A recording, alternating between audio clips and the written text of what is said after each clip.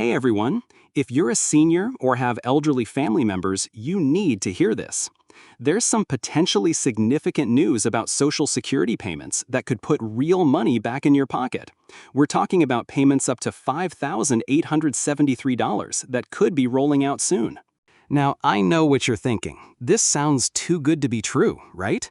And honestly, in today's world, it's smart to be skeptical. But here's the thing. This isn't about some miracle windfall or government handout. This is about addressing a real problem that's been hurting seniors for years. The fact that Social Security benefits haven't kept pace with the actual cost of living.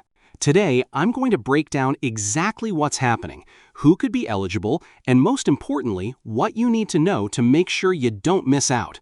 We'll look at the real numbers, walk through some examples, and I'll explain this whole thing in plain English. No government jargon, no confusing bureaucratic speak. Let's start with some context, because understanding where we are helps explain why this matters so much right now. For years, seniors have been caught in what economists call a benefit squeeze. Social Security benefits are supposed to adjust for inflation through something called cost of living adjustments, or COLAs. But here's the problem. The way the government calculates inflation doesn't always match what seniors actually spend their money on.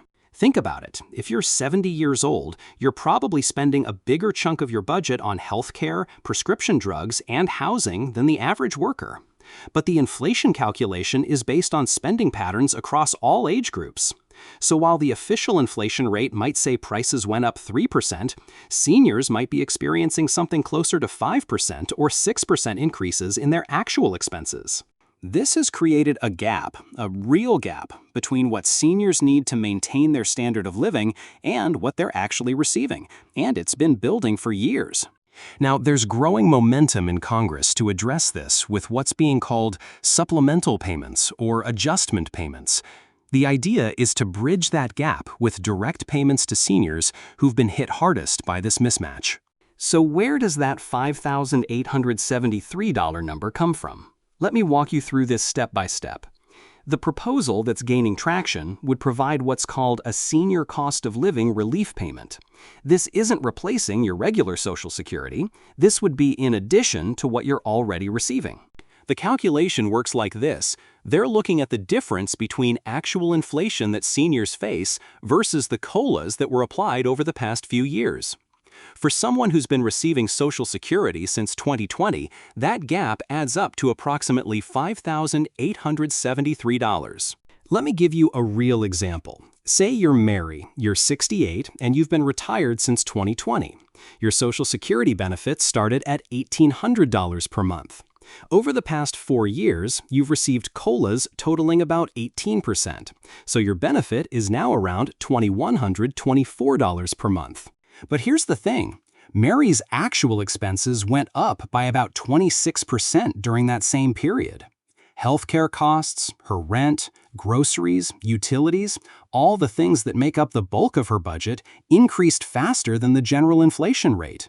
That 8% difference, compounded over 4 years on an $1,800 monthly benefit, comes out to roughly $5,873.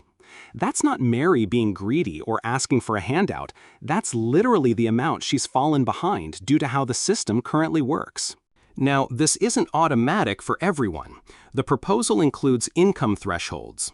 If you're a single senior making more than $50,000 per year in total income, or a married couple making more than $75,000, you wouldn't qualify for the full amount. There's a sliding scale, so some higher income seniors might get partial payments. But for someone like Mary, who's living on Social Security, plus maybe a small pension totaling $30,000 a year, she'd likely qualify for the full payment. Let's talk about who would actually be eligible for these payments, because the details matter. First, you need to be currently receiving Social Security retirement benefits. This isn't for people who haven't claimed yet, and it's separate from disability benefits, though there might be similar provisions for those programs. Second, you need to have been receiving benefits for at least 12 months as of the effective date. This prevents people from claiming benefits just to get the payment. Third, there are those income limits I mentioned. The proposal uses what's called modified adjusted gross income, which includes your Social Security benefits, any pension income, investment income, and part-time work earnings. Here's how the math would work for different scenarios. If you're single and your total annual income is $25,000, mostly Social Security, you'd likely qualify for the full payment. If you're single making $40,000 total, you'd still qualify for the full amount. If you're single making $55,000, you'd get a reduced payment, maybe $3,000 instead of the full $5,873. If you're married filing jointly and your household income is $60,000, you'd get the full payment. If you're married with $80,000 in household income, you'd get a partial payment. The exact formula is still being worked out, but the goal is to help seniors who are genuinely struggling while being responsible with taxpayer money. One important thing, this isn't something you need to apply for. If the legislation passes, the Social Security Administration would automatically calculate your eligibility based on your existing records and send the payment directly to the same account where you receive your regular benefits. Let's talk about what this actually means for real people, because sometimes these government programs sound good on paper but don't translate to meaningful help. Take Robert, a 72-year-old widower living in suburban Phoenix. His Social Security is $1,950 per month, and he has a small pension that brings his total monthly income to about $2,400, or $28,800 per year. Robert's been watching his purchasing power shrink. His Medicare supplement insurance went up 15% this year. His property taxes increased. His grocery bill for the same items he's always bought is now $200 more per month than it was in 2020. A $5,873 payment wouldn't solve all of Robert's problems, but it would give him breathing room. That's almost 5 months of his increased grocery costs covered. That's enough to handle a major car repair without dipping into his emergency savings. That's the difference between worrying about every purchase and being able to live with dignity. Or consider Janet and Bill, a married couple in rural Ohio. Combined, they receive $3,200 per month in Social Security, plus Bill gets $800 from his old union pension. Their total household income is about $48,000. Their heating bills have doubled. Their prescription drug costs, even with Medicare Part D, are $300 more per month than they were 3 years ago. They've had to cut back on visiting their grandchildren because gas and hotel costs have made those trips unaffordable. For them, this payment could mean the difference between postponing necessary home repairs and actually getting their roof fixed before next winter. These aren't extreme cases. This is the reality for millions of American seniors right now. Now, let's talk timing, because I know that's what everyone wants to know. The legislation is currently in committee in both the House and Senate. It has bipartisan support, which is encouraging, but that doesn't guarantee passage. The political reality is that any spending program needs to clear several hurdles. If it does move forward, the earliest we'd likely see payments would be late 2025 or early 2026. The Social Security Administration would need time to update their systems and verify eligibility for millions of recipients. There's also the question of funding. The current proposal suggests using general revenue rather than the Social Security Trust Fund, which is important for the long-term health of the program.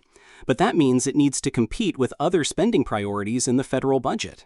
What's encouraging is that this has support from both parties, largely because everyone understands that seniors are facing real hardship through no fault of their own.